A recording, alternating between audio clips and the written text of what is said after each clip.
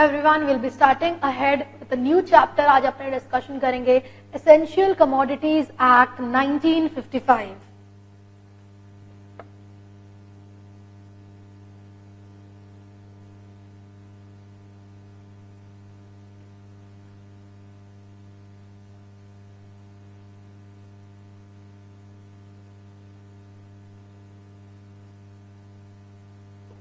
Essential commodities act 1955।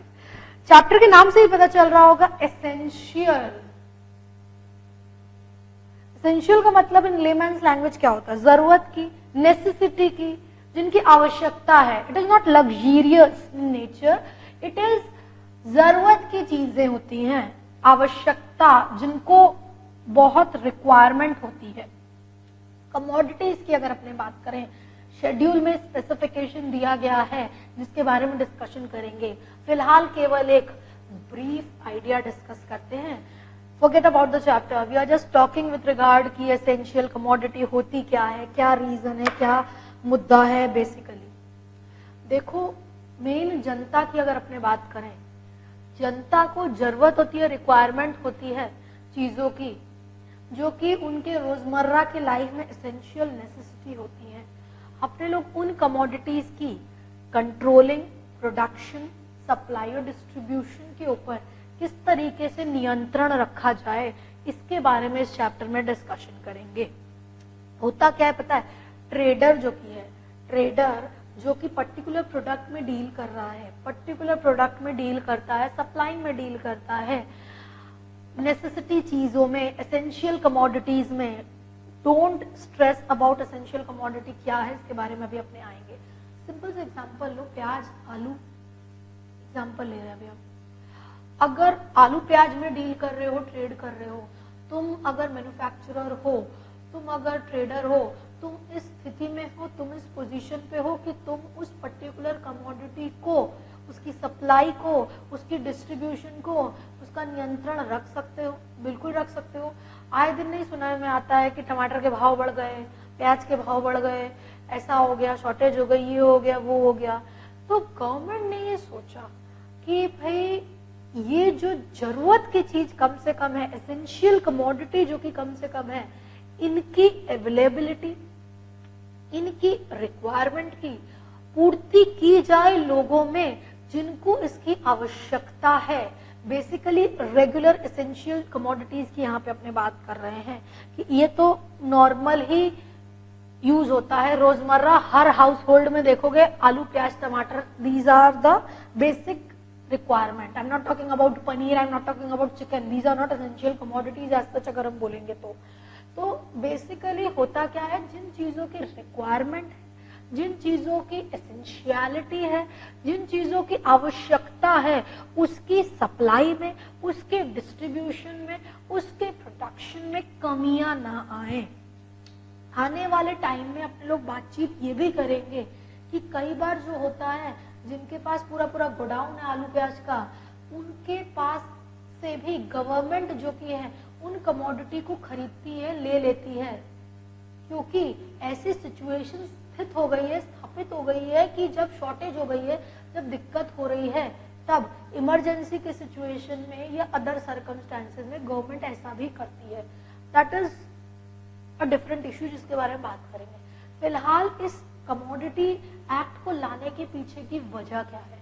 केवल और केवल यही वजह है कि जो जरूरत की चीजें हैं उनकी सप्लाई में कोई दिक्कत ना आए, उनका free flow of production, distribution और सप्लाई हो, और जो भी ट्रेडर, जो इनके स्टॉकिस्ट है, जो इनको रखते हैं, वो अपनी पोजीशन का गलत फायदा उठा करके लोगों को इन सारी चीजों की अवेलेबिलिटी से अलग ना करें, उनको वो सारी चीजें मिले जो कि मिलनी चाहिए।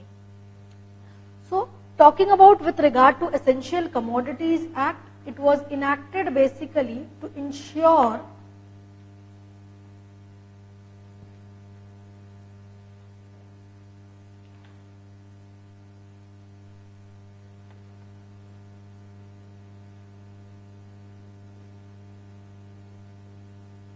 easy availability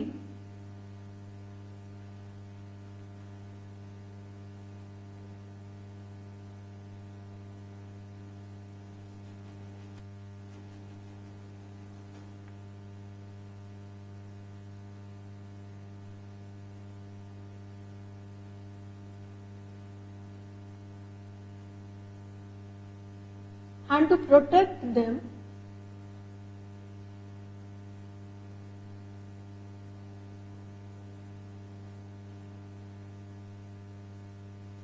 इसी को अपने ऑब्जेक्ट का नाम भी तो दे सकते हैं या रीजन कह सकते हैं for the act in a layman's language.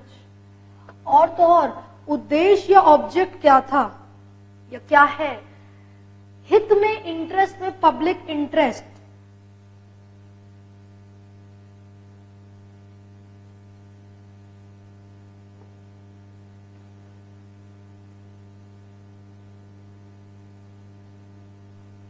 in the interest of general public in order to ensure या provide या control of production, supply, distribution, trade, commerce।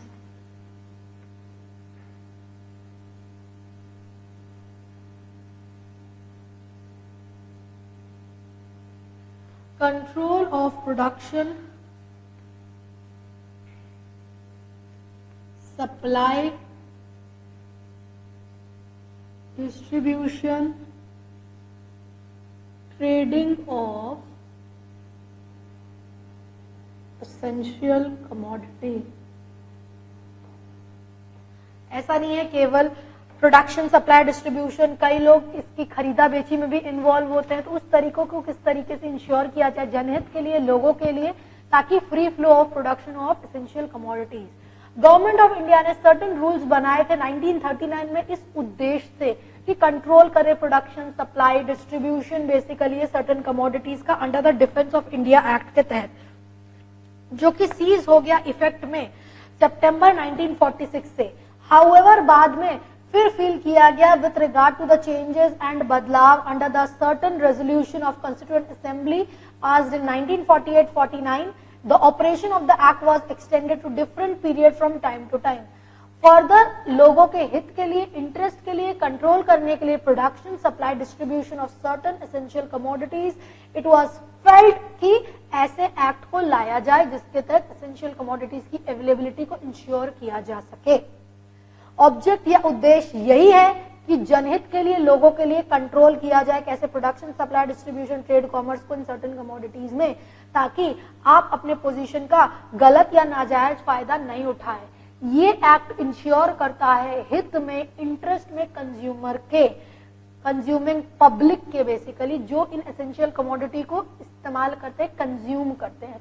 ये डीलर के हित या इंटरेस्ट की बात नहीं कर रहा है कि डीलर बेच रहा है तो उसके हित की बात करें। ऐसा नहीं है कि उनके साथ कुछ गलत हो रहा है, परंतु हाँ जो मेजॉरिटी कंज्यूमिंग पब्लिक है उनको क्या ये अवेलेबिलिटी हो रही है कि नहीं कमोडिटी की, जो कि एसेंशियल कमोडिटी के बारे में अपने बात कर रहे हैं।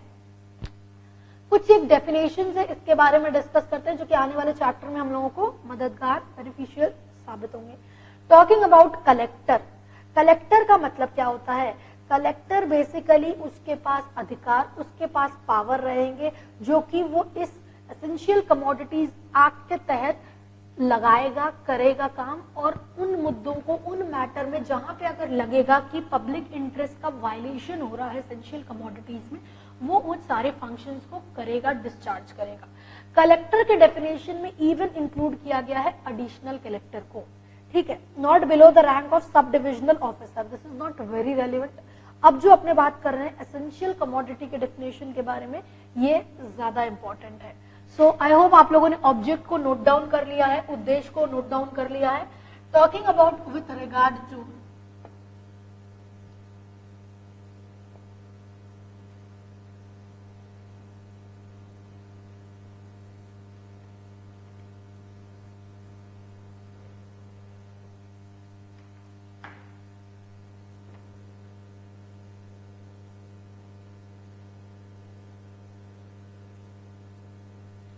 Essential commodities. एसेंशियल कमोडिटीज कौन सी होती हैं? याद रखना है आपको बेसिकली एसेंशियल कमोडिटीज क्या क्या है, जरूरत की चीजें जो कि हम बात करें। पहला,